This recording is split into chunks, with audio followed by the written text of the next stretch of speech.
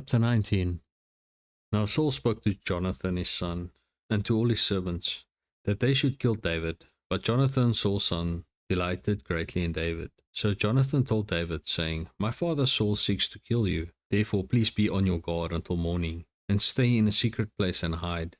And I will go out and stand beside my father in the field where you are, and I will speak with my father about you. Then what I observe I will tell you. Thus Jonathan spoke well of David to Saul his father, and said to him, Let not the king sin against his servant, against David, because he has not sinned against you, and because his works have been very good toward you. For he took his life in his hands and killed the Philistine. And the Lord brought about a great deliverance for all Israel. You saw it and rejoiced. Why then will you sin against innocent blood, to kill David without a cause? So Saul heeded the voice of Jonathan, and Saul swore, As the Lord lives, he shall not be killed. Then Jonathan called David, and Jonathan told him all these things. So Jonathan brought David to Saul, and he was in his presence as in times past. And there was war again, and David went out and fought with the Philistines, and struck them with a mighty blow, and they fled from him.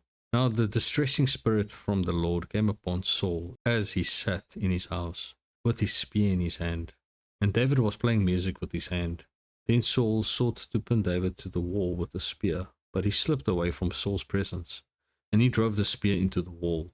So David fled and escaped that night. Saul also sent messengers to David's house to watch him and kill him in the morning. And Michal, David's wife, told him, saying, If you do not save your life tonight, tomorrow you will be killed. So Michal let David down through a window, and he went and fled and escaped. And Michal took an image and laid it in the bed, put a cover of goat's hair for his head, and covered it with clothes.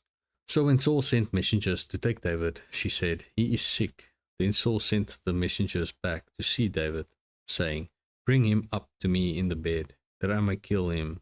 And when the messengers had come in, there was the image in the bed, with a cover of goat's hair for his head. Then Saul said to Michal, Why have you deceived me like this, and sent my enemy away, so that he has escaped? And Michal answered Saul, He said to me, Let me go. Why should I kill you? So David fled and escaped, and went to Samuel at Ramah, and told him all that Saul had done to him. And he and Samuel went and stayed in Naioth. Now it was told Saul, saying, Take note, David is at Naioth in Ramah. Then Saul sent messengers to take David. And when they saw the group of prophets prophesying, and Samuel standing as leader over them, the Spirit of God came upon the messengers of Saul, and they also prophesied.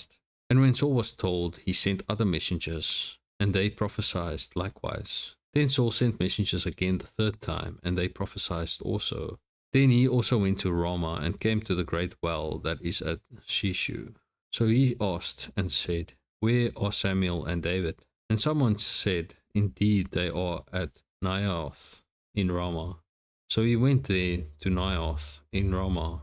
Then the Spirit of God was upon him also, and he went on and prophesied until he came to Naioth in Ramah.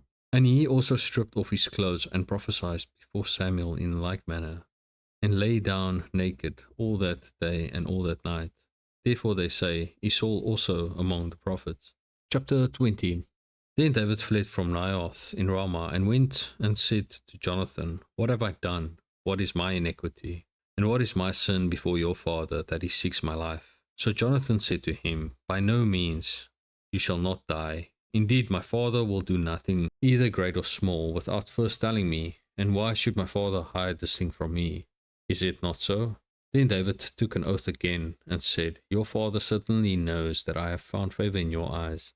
And he has said, Do not let Jonathan know this, lest he be grieved.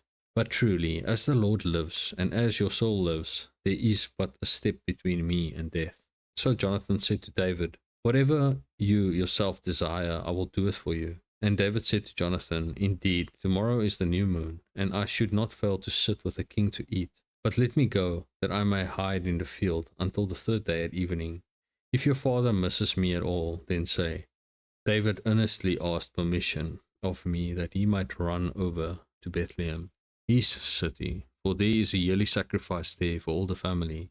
If he says thus, It is well, your servant will be safe. But if he is very angry, be sure that evil is determined by him. Therefore you shall deal kindly with your servant, for you have brought your servant into a covenant of the Lord with you. Nevertheless, if there is iniquity in me, kill me yourself, for why should you bring me to your father? But Jonathan said, Far be it from you, for I knew certainly that evil was determined by my father to come upon you, then I would not tell you. Then David said to Jonathan, Who will tell me?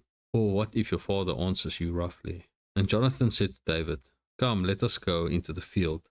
So both of them went out into the field. Then Jonathan said to David, The Lord God of Israel is witness. When I have sounded out my fathers sometime tomorrow, or the third day, and indeed there is good toward David, and I do not send to you and tell you, may the Lord do so and much more to Jonathan.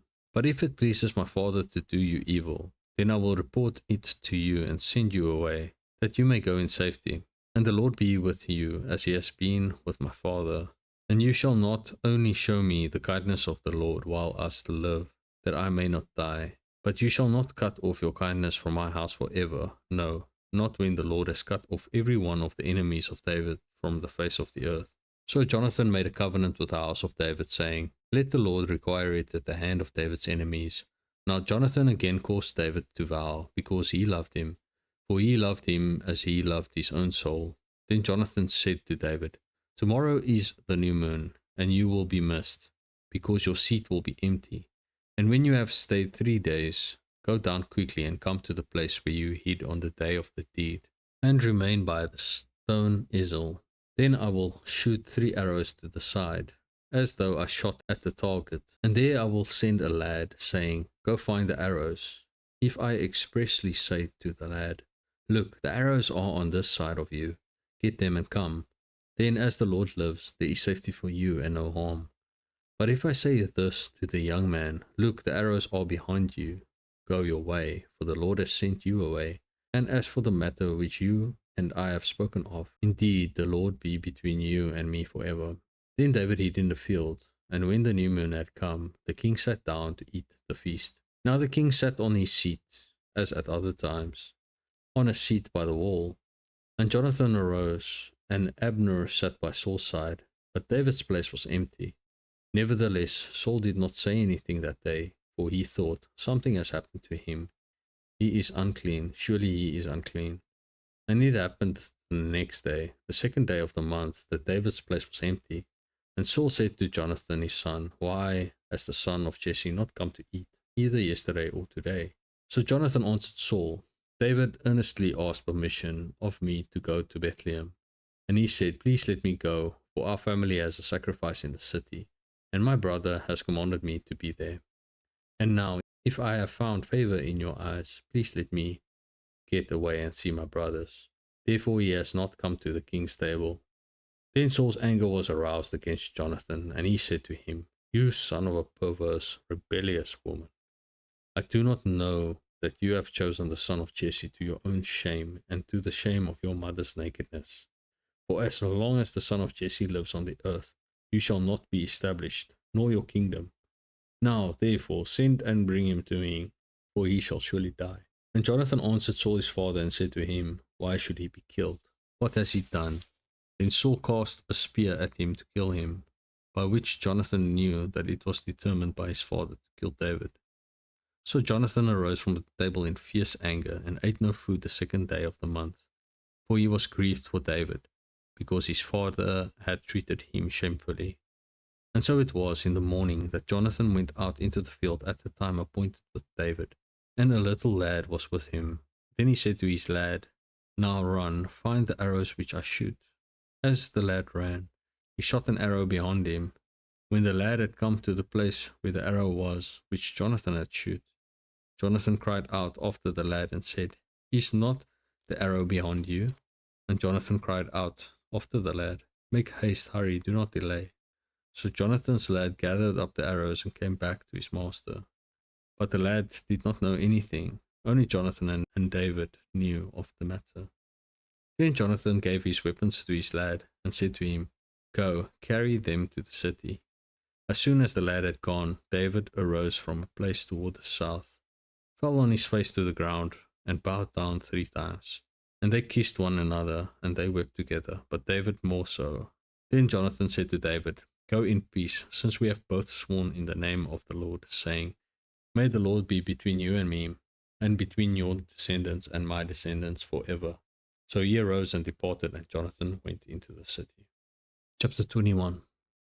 Now David came to Nob, to Ahimelech the priest, and Ahimelech was afraid when he met David, and said to him, Why are you alone, and no one is with you? So David said to Ahimelech the priest, The king has ordered me on some business, and said to me, Do not let anyone know anything about the business on which I send you, or what I have commanded you. And I have directed my young men to such and such a place. Now, therefore, what have you on hand? Give me 5 loaves of bread in my hand, or whatever can be found. And the priest answered David and said, There is no common bread on hand, but there is holy bread, if the young men have at least kept themselves from women. Then David answered the priest and said to him, Truly, women have been kept from us about 3 days since I came out, and the vessels of the young men are holy, and the bread is in effect common, even though it was consecrated in the vessels this day. So the priest gave him holy bread, for there was no bread there but the showbread, which had been taken from before the Lord, in order to put hot bread in its place on the day when it was taken away. Now a certain man of the servants of Saul was there that day, detained before the Lord, and his name was Doeg, an Edomite, the chief of the herdsmen who belonged to Saul. And David said to Ahimelech, Is there not here on hand a spear or a sword? For I have brought neither my sword nor my weapons with me, because the king's business required haste. So the priest said, The sword of Goliath the Philistine, whom you killed in the valley of Elah, there it is, wrapped in a cloth behind the ephod. If you will take that, take it, for there is no other except that one here. And David said, There is none like it, give it to me. Then David arose and fled that day from before Saul, and went to Achish, the king of Gath. And the servants of Achish said to him, Is this not David, the king of the land? Did they not sing of him to one another in dances, saying, Saul has slain his thousands, and David his 10,000s? Now David took these words to heart, and was very much afraid of Achish, the king of Gath. So he changed his behavior before them, pretended madness in their hands, scratched on the doors of the gate, and let his saliva fall down on his beard. Then Achish said to his servants, Look, you see the man is insane. Why have you brought him to me? Have I need of madmen, that you have brought this fellow to play the madman in my presence? Shall this fellow come into my house?